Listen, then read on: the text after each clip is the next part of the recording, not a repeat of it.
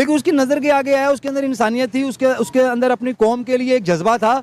उसने he is also the emerging leader of the world, तो उस पे दुनिया उसको रिकॉग्नाइज करती है। हम भी अप्रिशिएट करेंगे, दिल की खुशी होती है ऐसे काम करने की। कसम से लीडर हो तो ऐसा हो, यकीन मानो लीडर हो तो ऐसा। ये ऐसे लीडर है जो अपने भारत के लिए काम करते हैं। हाँ, ये देखेंगे ही इज द ओनली, हाँ, he is the only leader of the world who work for the nation and for the country.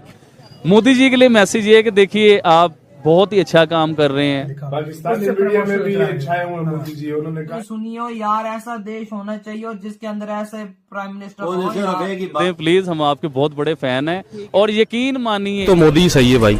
यार मुझे तो फिलहाल लगता है कि मोदी बेस्ट है। मैं कहता हूँ उन्होंने वो किए जो किसी पीएम ने आज तक सोचा नहीं होगा, नहीं सोचा होगा। इन्होंने ये वो काम किया, बिल्कुल सही, और भारत के लिए भी किया और खुद करके भी दिखाया, बिल्कुल करके दिखाया, इसमें कोई शक नहीं है यार। जिस तरीके से मोदी जी ने किया ना, और मैं यार मिसाल कायम कर दी हो यार मोदी जी आपने। द ग्रेट लीडर, कि ये ऐसे लीडर है जो अपने भारत के लिए काम करते हैं। हाँ, ये देखेंगे ही इज द ओनली, हाँ, he is the only leader of the world who work for the nation and for the country. ये उन्होंने कहा था इंडिया के लिए। अब ये देखें ना कि इंडिया, अमेरिका ने जिन ममालिक पे, आप मैक्सिको हो गया, आपके पास कनाडा हो गया, ऑस्ट्रेलिया हो गया, चाइना हो गया, उन पे टैक्स लगाया, किसी के साथ नेगोशिएशन में रेट ऑफ टैक्स डिक्रीज नहीं हुआ, और सिर्फ इंडिया ने कर लिए। ये तो ये जय हिंद दोस्तों, हिंदुस्तान स्पीड में स्वागत है। दोस्तों, आपको मालूम होगा कि जिस समय भारत और पाकिस्तान से युद्ध छिड़ा हुआ था तो टर्की ने जो है वो पाकिस्तान का साथ दिया था। बहुत सारे ड्रोन जो थे वो टर्की के थे, ठीक है।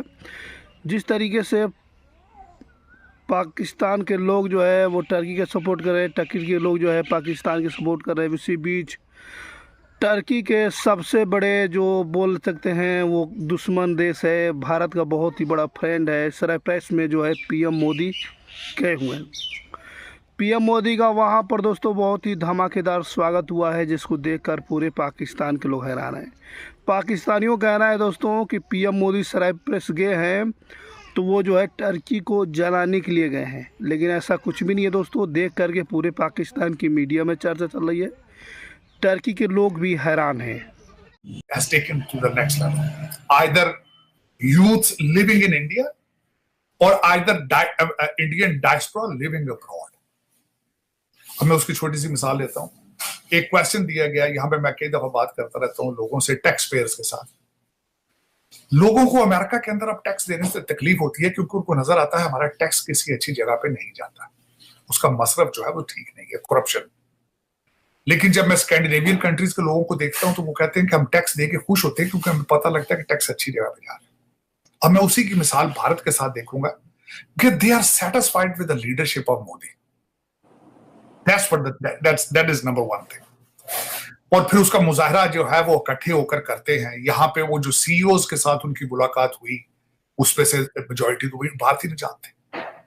अब उसके बाद जो इस वक्त मैं जो मेरा पर्सनल एनालिसिस है, आप कह रहे थे कि डिविडेंड, वाकई डिविडेंड तो उसके शुरू होंगे। मोदी जी का पहली मीटिंग जब उनकी शुरू हुई न्यूयॉर्क से, जो पहला वॉशिंगटन डीसी में आए थे, तो वो it was related to the labour और रिलेटेड टू द टेक्नोलॉजी, और एक टर्मिनोलॉजी उन्होंने यूज की थी कि will build the pipeline of intellect. हम अमेरिका के पास टेक्नोलॉजी है, हमारे पास यूथ है, तो हम दोनों चीजों को जब इकट्ठा करेंगे, that is what our partnership is about, और उसी की आप बात कर रहे हैं। इस वक्त जो सबसे ज्यादा बड़ा कंसर्न है कि अगर कल को ताइवान के अंदर अमेरिका जो है इंटरफेयर करता है, वहां पे जंग शुरू होती है, तो सेमी कंडक्टर का इशू बनेगा पूरी दुनिया के अंदर। उसको सॉल्व किस तरह किया जाएगा, वो सारे का सारा वो भारत के अंदर इसकी मैन्युफैक्चरिंग शुरू करना चाहिए। और उसके बाद आपने जिस तरह बात की है कि नेवल की, आप मुझे ये बताएं पूरी दुनिया में सिर्फ 4 जगहें ऐसी हैं जिनके पास जेट इंजन बनाने की सलाहियत है, और मेरा ख्याल उनमें अब भारत भी शामिल होने वाला है। दूसरी एक बात मैं जो है एक नया एंगल आपको यहाँ बताना चाहता हूँ। एक नई चीज शुरू हुई है, वो ये है कि भारत ने बहुत ज्यादा अपने डिप्लोमेटिक मिशंस, नई एम्बेसियां खोली हैं, लेकिन आप ये सोचें वो कहाँ है, वो सारी अफ्रीका में। एक बच्चे की वो वहाँ पर बात सुनी जा रही है, तो यहाँ पर हमारे पॉलिटिशियन क्या कर रहे हैं? यहाँ पे तो सर अपने उल्लू ही सीधे कर रहे हैं मेरे ख्याल में सारे, हर कोई अपने चक्कर में ही पड़ा हुआ है। तो क्या समझते हैं कि आने वाले टाइम के अंदर अगर इसी तरह रहे तो कैसे हालात होंगे? बस पाकिस्तान का जो नक्शा मेरे ख्याल में ख़त्म हो जाएगा, तो दोबारा से। एक सवाल यहाँ पर ये पूछना चाहूँगा, इंडिया की मैं बात करूँ तो वो अपने सारे पड़ोसियों के साथ मिलकर काम करता है, और अगर बांग्लादेश के ताल्लुकात इंडिया के साथ अच्छे हैं, बांग्लादेश की अगर इकोनॉमी देखें कहाँ पर है।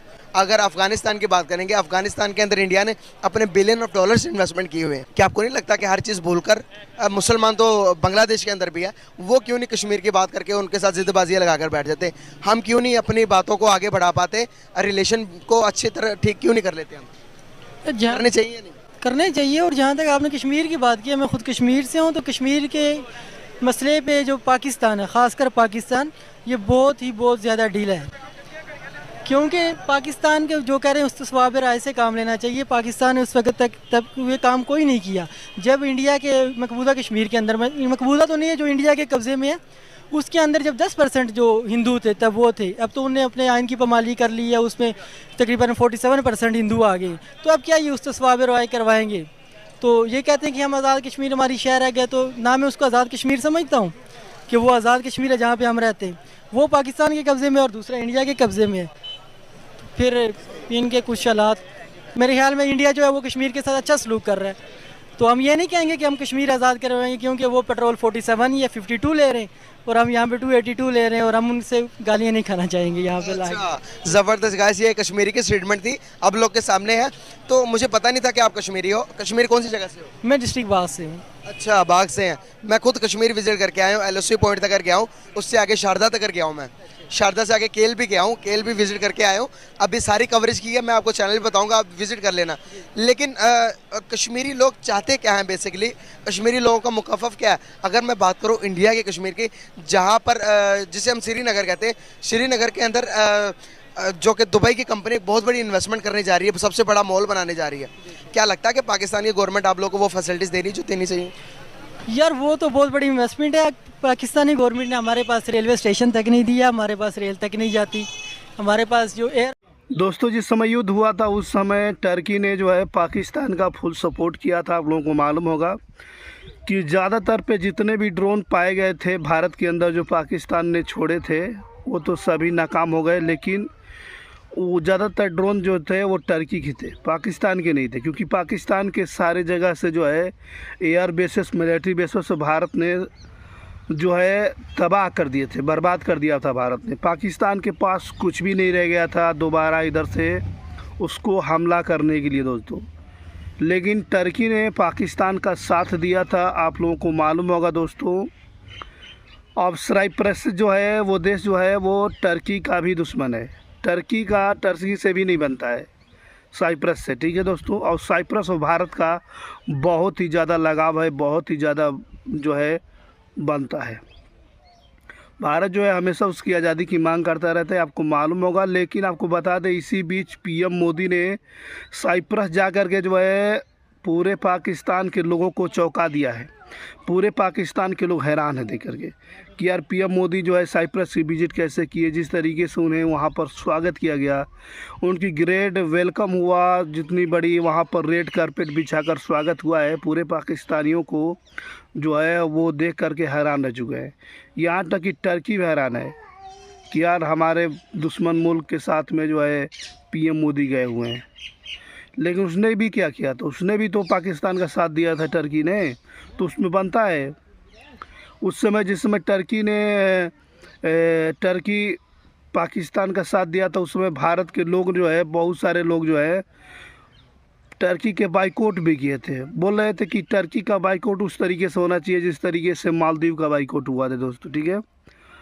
तो अब यही कहानी है, जिस तरह देख करके पूरे पाकिस्तान की मीडिया हैरान है। अपनी राय ज़रूर कमेंट करके बताइएगा दोस्तों। भाई, जब तुम पाकिस्तान का साथ दे सकते हो, टर्की ऐसा देश है कि कभी भी बदल सकता है। टर्की और भारत में पहले बहुत ही अच्छा दोस्ताना था, आपको मालूम होगा, ट्रेड भी भारत और टर्की का होता है। लेकिन जब भारत और पाकिस्तान का जो युद्ध छिड़ा था उसमें पाकिस्तान भिखारियों के पास कुछ भी नहीं था, लेकिन उन लोगों को ड्रोन दिया था टर्की ने, ठीक है। और जितने भारत में ड्रोन आए हुए थे, ज़्यादातर ड्रोन जो है वो टर्की के ही थे दोस्तों। और आपको बता दें कि इसी बीच भारत के लोग भी जो है नाराज़गी दिखाए थे टर्की से लेकर के। लेकिन आपको मालूम होगा कि